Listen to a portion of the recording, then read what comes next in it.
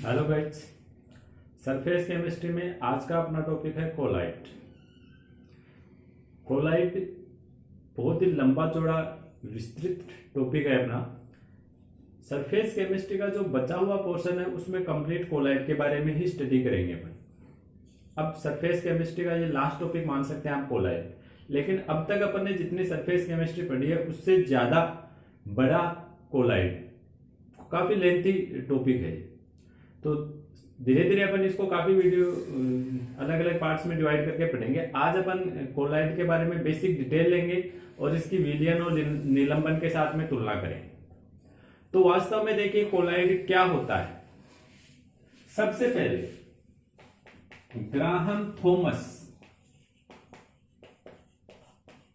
इन्होंने बताया कोलाइट के बारे में कि वास्तव में कोलाइट क्या होता है। सीधा सा वर्गीकरण किया। ग्राहम थॉमस ने पदार्थों को दो भागों में डिवाइड किया, जांतव झिल्ली यानी अर्धपारगम्य झिल्ली में से पदार्थों के विसरण के आधार पर। ये जो जांतव झिल्ली होती है इसमें से पदार्थ विसरित होता है या नहीं होता, इस बेस पर ग्राहम थॉमस ने पदार्थों को बांट दिया दो भागों में। नंबर 1 कोलॉइड और नंबर 2 क्रिस्टलॉइड।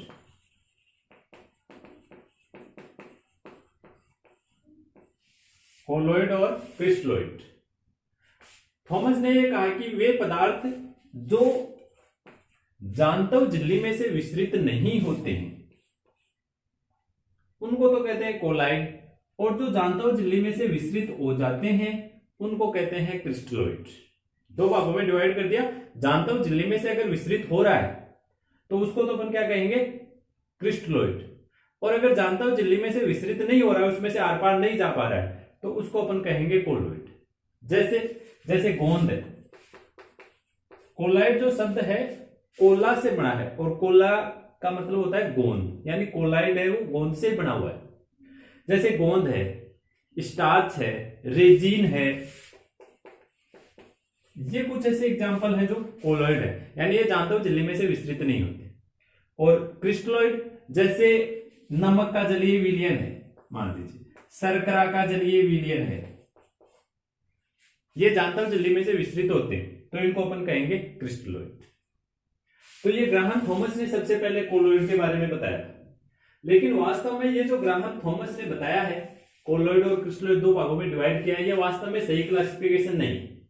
क्योंकि कोलॉइड किसी पदार्थ का प्रकार, पदार्थों के प्रकार नहीं होते हैं, बल्कि वास्तव में कोलॉइड तो पदार्थ की एक अवस्था होती है। देखिए कैसे आगे जो थॉमस ने बताया है ये ठीक कैसे नहीं है, और फिर वास्तव में कोलॉइड क्या है देखते हैं।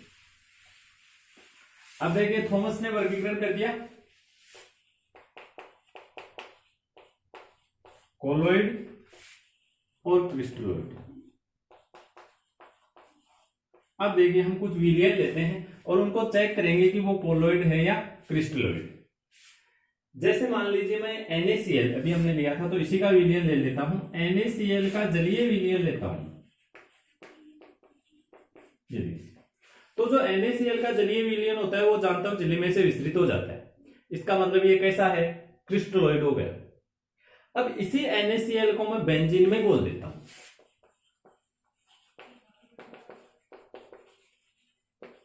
यहां पर हमने NaCl को जल में घोला था, अब मैंने NaCl को बेंजीन में घोल दिया, और उसके बाद में हमने उसको चेक किया तो वो जांतव झिल्ली में से विसरित नहीं हो रहा है। इसका मतलब इस बार हमने जो विलयन बनाया वो कैसा है, कोलॉइड है।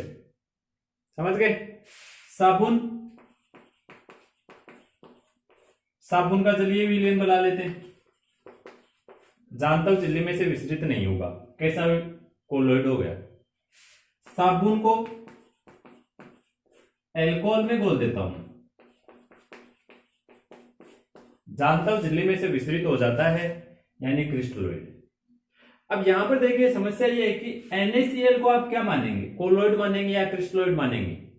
NaCl का जलीय विलयन क्रिस्टलॉइड है, जबकि NaCl का बेंजीन में विलयन कोलॉइड है।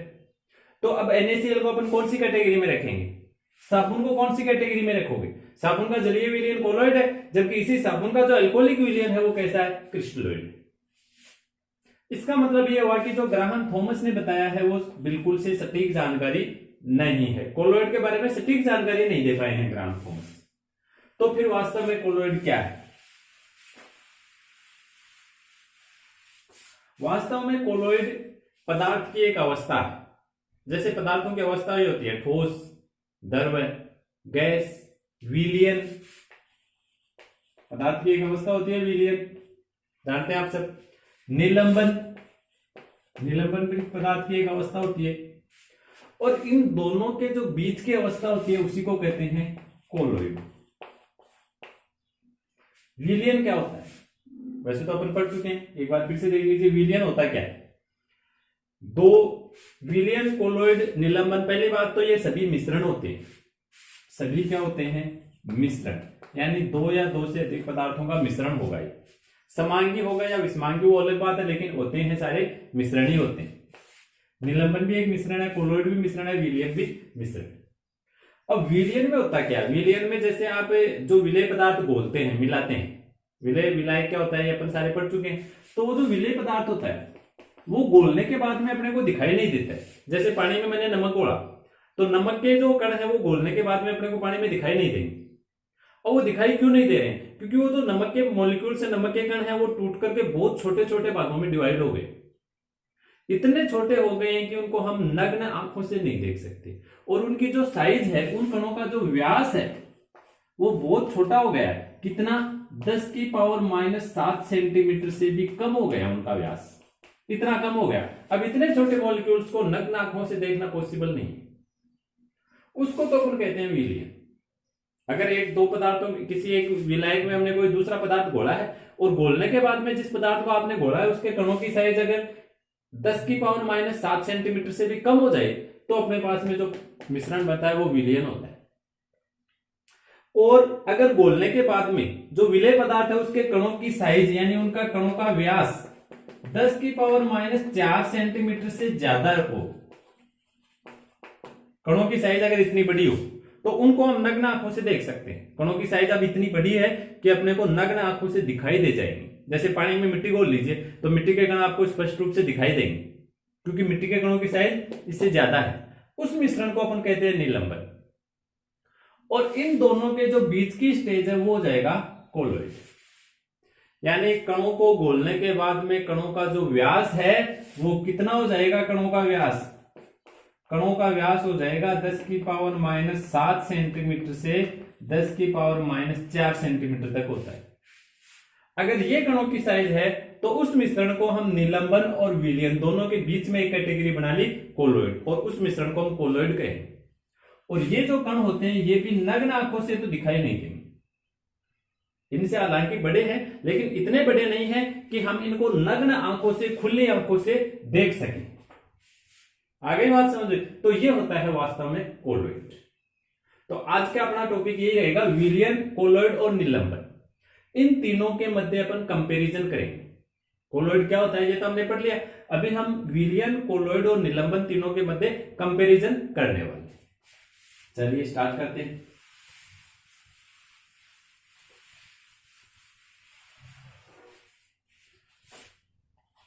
विलयन, कोलोइड और निलंबन, अपन करते हैं इन तीनों का कंपैरिजन।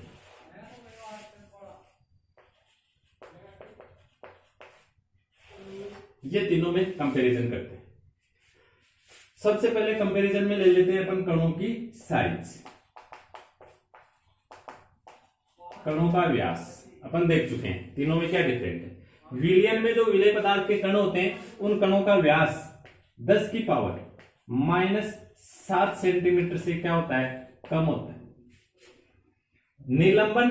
निलंबन में कणों का व्यास 10 की पावर -4 सेंटीमीटर से ज्यादा होता है, अधिक होता है। और कोलोइड अभी हमने पढ़ा है, कणों का व्यास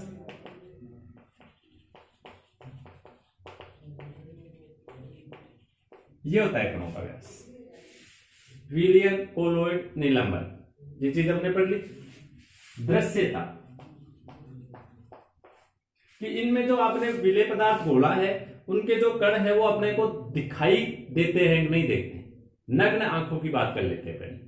तो ये हमने अभी पढ़ा था, विलयन में विलेय पदार्थ के कण नग्न आंखों से दिखाई नहीं देंगे। अभी बताया था मैंने आपको कि जो विलयन है, जैसे हम उदाहरण हमने देखा था, जैसे पानी में मैंने नमक घोल दिया तो नमक घोलने के बाद में आपने देखा था कि जो विलयन बना है उसमें नमक के कण अपने को स्पष्ट रूप से दिखाई नहीं दे रहे थे। चलिए कोलोइड, कोलोइड की बात करते हैं। कोलोइड में भी मैंने बताया था कणों की साइज हालांकि इससे बड़ी हो चुकी है, लेकिन नग्न आंखों से ये भी नहीं दिखेंगे। जैसे कोलोइड का आप विलयन और निलंबन के तो उदाहरण आप जानते हैं। कोलोइड का कोई उदाहरण अपने दिमाग में सेट कीजिए, पहले समझने में आसानी रहेगी। जैसे आकाश है, आकाश भी एक कोलोइड ही है। वायु में धूल, मिट्टी, कार्बन के इस साइज के बहुत सारे मॉलिक्यूल्स घुले हुए हैं, कण घुले हुए हैं, समझ गए क्या? वायु में ये कण घुल करके इन कणों की साइज देखिए, ये है, वो न तो निलंबन बना है नहीं विलयन बना है, यानी वायुमंडल एक प्रकार का कोलोइड। बहुत सारे एग्जाम्पल हैं, जैसे अपन जूस बनाते हैं, एक प्रकार का कोलाइड होता है। अपना दूध होता है, पनीर, जितने भी क्रीम्स, लोशन वगैरह आते हैं, वो सारे कोलोइड ही होते हैं। तो आप कोई भी एक उदाहरण सेट करके बाद में समझेंगे तो आपको समझने में सुविधा रहेगी। उसके बाद में तीसरा है निलंबन। जैसे पानी में मिट्टी घोली आपने, तो उसकी दृश्यता क्या होगी, वो आपको नग्न आंखों के द्वारा दिखाई देंगे या नहीं देंगे। आपको पता है मिट्टी के कण नग्न आंखों से दिखाई देंगे। आगे बात समझ। नंबर 3 अगला गुण, गुरुत्वाकर्षण बल। गुरुत्वाकर्षण बल का मतलब है, जैसे आपने विलयन जो भी मिश्रण है वो बना करके घोल करके रख दिया, उसके बाद में उसके कणों पर गुरुत्वाकर्षण बल कितना प्रभावी हो रहा है? क्या इतना ज्यादा प्रभावी हो रहा है कि विलय के कणों को नीचे खींच ले? जैसे पानी में मैंने नमक घोला, मिट्टी घोली, दोनों विलयन बना करके रख दिए, मिट्टी के कणों पर इतना गुरुत्वाकर्षण बल लगेगा नीचे की तरफ कि जो मिट्टी के कण है वो नीचे पैंदे में जमा हो जाएंगे, क्योंकि मिट्टी के कणों पर गुरुत्वाकर्षण बल ज्यादा लग रहा है, कणों की साइज ज्यादा है तो गुरुत्वाकर्षण ज्यादा लग रहा है। ठीक वैसे ही क्या नमक के मॉलिक्यूल्स भी नीचे जमा हो जाएंगे? बिल्कुल नहीं होंगे, क्योंकि उसके पार्टिकल्स छोटे हैं, उस पर गुरुत्वाकर्षण बल कम लग रहा है। तो आपको गुरुत्वाकर्षण बल बता रहा है कि कहां पर प्रभावी है, कहां अप्रभावी है। विलयन में अप्रभावी होता है, गुरुत्वाकर्षण बल क्या है? अप्रभावी है।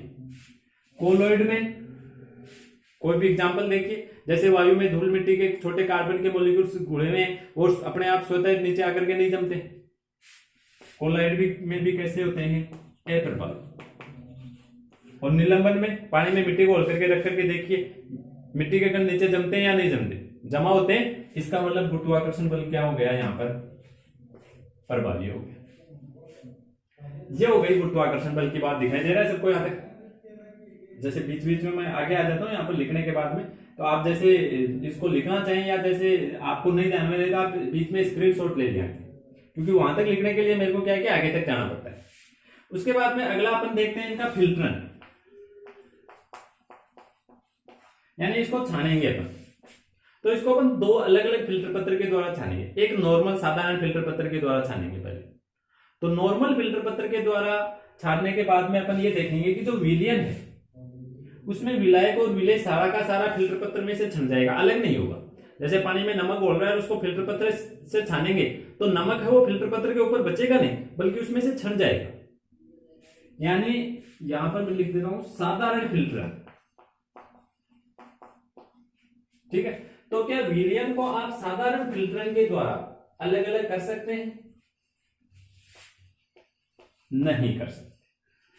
कोलाइड को, जैसे कोलाइड में अपने पास में जैसे दूध है मान लीजिए, उसको भी अगर साधारण फिल्टर पत्र से छानेंगे तो उससे छानेंगे तो उसमें फैट और अदर जितने भी लैक्टोज वगैरह को, शर्करा बहुत सारी, उसमें पानी भी होता है, फैट वसा भी होती है, दूध में बहुत सारे मॉलिक्यूल्स होते हैं, तो वो सारे के सारे उसमें से छन जाएंगे, यानी पृथक्करण नहीं होगा। और निलंबन, पानी में मिट्टी डाल करके उसको छानेंगे तो उसका फिल्टरन हो जाएगा, विलायक और विलेय दोनों अलग अलग हो जाएंगे, नॉर्मल फिल्टर पत्र की।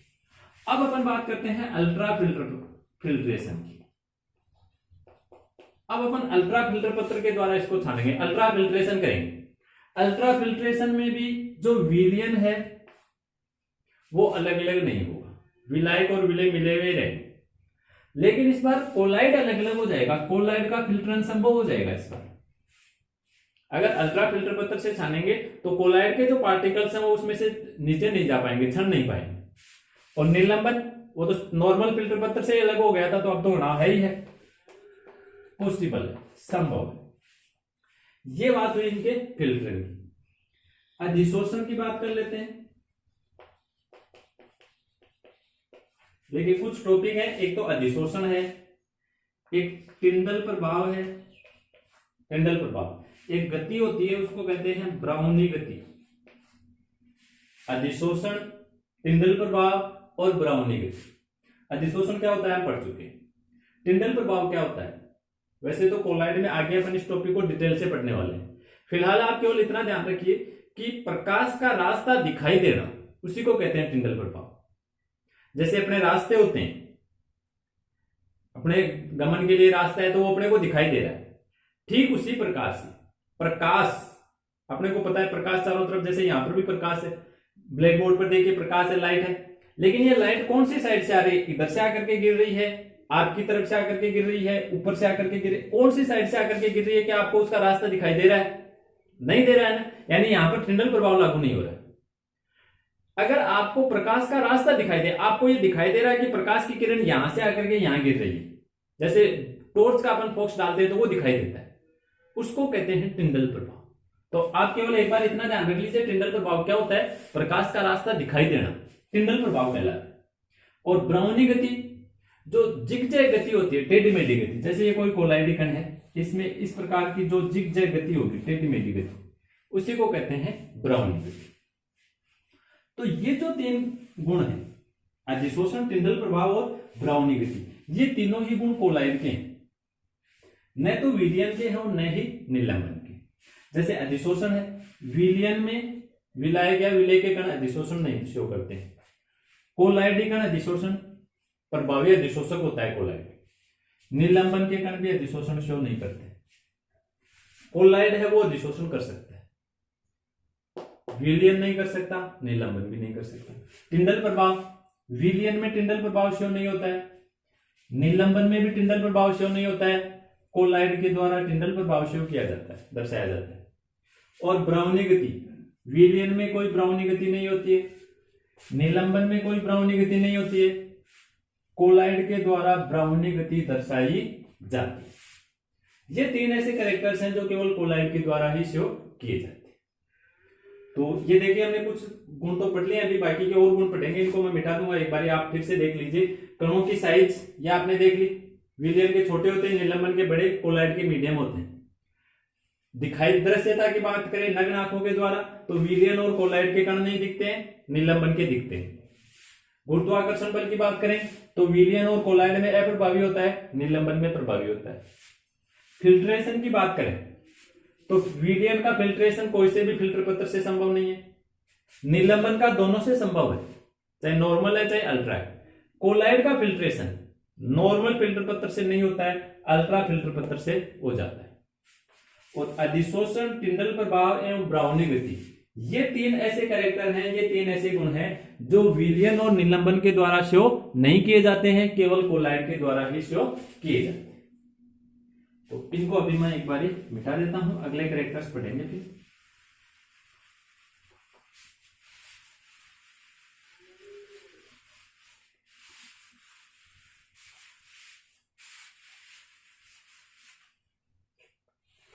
चलिए आगे नेक्स्ट टॉपिक। उसके बाद में अपन देखते हैं विसरण। आसरण के समय आया था विसरण क्या होता है, उस समय मैंने आपको बताया था। विसरण क्या होता है, किसी पदार्थ का अधिक सांद्रता से कम सांद्रता की ओर गमन, ज्यादा सांद्रता से कम सांद्रता की ओर जो गमन होता है, उसी प्रक्रिया को अपन क्या कहते हैं, विसरण कहते हैं। तो यहां पर अपने को देखना है कि विसरण यहां कौन कौन से क्षेत्र में लागू होता है। विलयन में विसरण होता है, कोलॉइड में भी विसरण होता है, निलंबन में विसरण नहीं होता। इन दोनों में होता है, निलंबन में नहीं होता। विलयन में होता है लेकिन होता बहुत स्लो है। विसरण तो हालांकि होता है लेकिन बहुत ही स्लो विसरण होता है। कोलॉइड में विसरण होता है और बिल्कुल से फास्ट होता है, स्पीडली होता है। अगला पॉइंट अपन देखते हैं विद्युत क्षेत्र। यानी आपके पास में इन तीनों में से जो भी मिश्रण है उसको अपन एक पात्र में लेके 2 इलेक्ट्रोड लगा दें। मान लीजिए ये लीजिए, जो भी है विलयन है, कोलॉइड है या निलंबन है, ये इसमें मैंने 2 इलेक्ट्रोड लगाए और ये मैंने इनको बैटरी से जोड़ दिया। तो बैटरी से जोड़ने के बाद में विलयन, कोलॉइड और निलंबन, इन तीनों में से कौन कौन से में परिवर्तन होंगे और क्या क्या परिवर्तन होंगे वो देखना है। तो देखिए विलयन में तो हमने पहले भी पढ़ा है, इलेक्ट्रोकेमिस्ट्री में भी पढ़ा है अपन ने। जैसे अपन ने HCl का उदाहरण लिया था, आप NaCl कोई भी एग्जांपल ले सकते हैं। जैसे पानी में मैंने HCl बोल दिया, ये इधर वाला इलेक्ट्रोड एनोड है, ये वाला कैथोड है। तो जैसे आप इसमें विद्युत धारा प्रवाहित करेंगे तो विद्युत धारा प्रवाहित करते ही जितने भी ऋणायन है, जैसे HCl में Cl- था तो सारे Cl- एनोड की तरफ आ रहे थे और यहां उनका ऑक्सीकरण हो रहा था, और जितने भी H+ थे वो सारे कैथोड की ओर जा रहे थे। यानी विलयन में विद्युत क्षेत्र प्रवाहित करने से क्या होता है, सभी ऋणायन किधर चले जाएंगे, एनोड की ओर, और सभी धनायन किधर चले जाएंगे, कैथोड की ओर गमन करते हैं। ठीक है, और ठीक ऐसा ही होता है कोलाइड में भी जितने ऋणावेशित कण हैं वो सारे इधर आ जाएंगे, धनावेशित कण हैं वो सारे उधर चले जाएंगे। सेम टू सेम यही प्रोसीजर हुई जो विलयन में भी है, लेकिन निलंबन में कोई प्रोसीजर नहीं होगी। यहां पर प्रोसीजर क्यों नहीं होगी, क्योंकि यहां पर आपने जो पदार्थ घोले हैं वो तो घुले भी नहीं है, वो तो नीचे जम गए। जैसे पानी में मिट्टी घोल दे तो मिट्टी तो नीचे जम चुकी है। अब उसमें अगर आप इलेक्ट्रोड लगा रहे हैं, विद्युत धारा प्रवाहित कर रहे हैं, तो जो नीचे मिट्टी जम चुकी है, क्या उसके कण एनोड और कैथोड की तरफ फ्लो कर सकते हैं? नहीं कर सकते ना, क्योंकि वो एक तरह से नीचे सेट हो चुके हैं, जम चुके हैं नीचे, इसलिए वो फ्लो नहीं कर सकते हैं। अगला कैरेक्टर है इनकी प्रकृति, यानी आपने जो मिश्रण बनाया है वो मिश्रण कैसा है। मिश्रण देखिए 2 प्रकार के होते हैं, एक होता है समांगी मिश्रण और एक होता है विषमांगी मिश्रण। तो यहां पर अपन जो देख रहे हैं वो कौन सा मिश्रण होता है, विलयन आप जानते हैं एक प्रकार का समांगी मिश्रण होता है, पता है आपको, विलयन समांगी मिश्रण होता है। कोलॉइड ये विषमांगी मिश्रण होता है, और निलंबन भी एक प्रकार का विषमांगी मिश्रण होता है। ध्यान रखिए विलयन कैसा मिश्रण है, विलयन की प्रकृति कैसी है, समांगी है। कोलॉइड की प्रकृति विषमांगी है, और जो निलंबन है उसकी प्रकृति भी कैसी है, विषमांगी। इसके अलावा एक कैरेक्टर्स और है इनकी दृश्यता, या आप यहां कर सकते हैं पारदर्शिता।